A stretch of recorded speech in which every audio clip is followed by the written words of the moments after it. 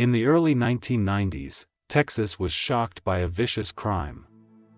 On December 6, 1991, firefighters responded to reports of smoke rising from the I Can't Believe It's yogurt shop on West Anderson Lane.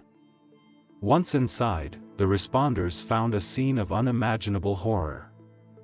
Amidst the inferno were the bodies of 4 teenage girls, Amy Ayers, Jennifer Harbison, Sarah Harbison, and Eliza Thomas. At least one of the girls had been sexually mistreated.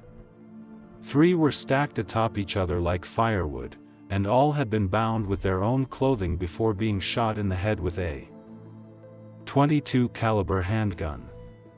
It was a murder that could appall even the most hardened homicide detective. Immediately, the public placed pressure on authorities to catch whoever was responsible.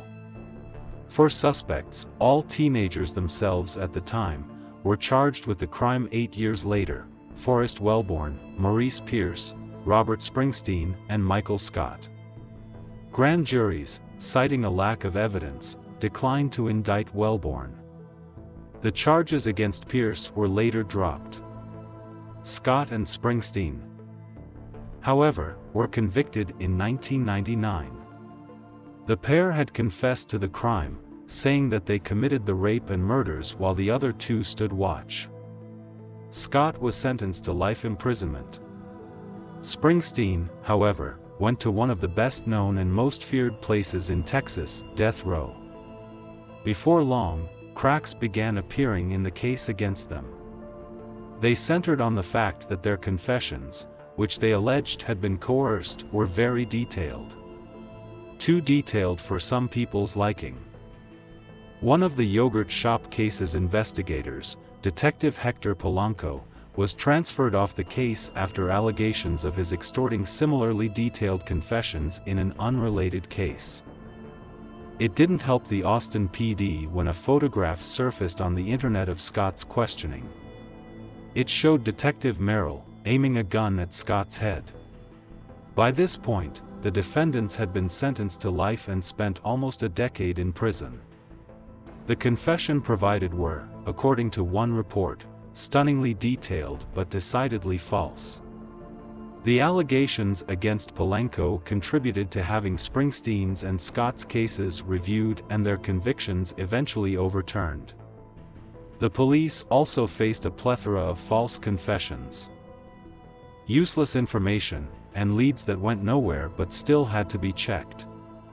At one point, the investigation had a list of 342 potential perpetrators. Serial killer Kenneth McDuff, executed in 1998 on unrelated murder convictions, made a confession on his execution day. He was active in the area at the time of the crime and to target teenagers. Even though his confession was most likely an effort to gain a stay of execution, it still had to be checked. If, however, McDuff was hoping for a stay, he was disappointed. He died as scheduled. It wasn't until 2006 that the convictions of Scott and Springsteen were overturned. Other evidence still remains unresolved. 2 unidentified men were seen entering the shop shortly before the time of the crime. According to 2 other customers, both credible witnesses who stopped in for yogurt sundaes, these men arrived shortly before the shop closed and remained after the door had been locked and the shop closed.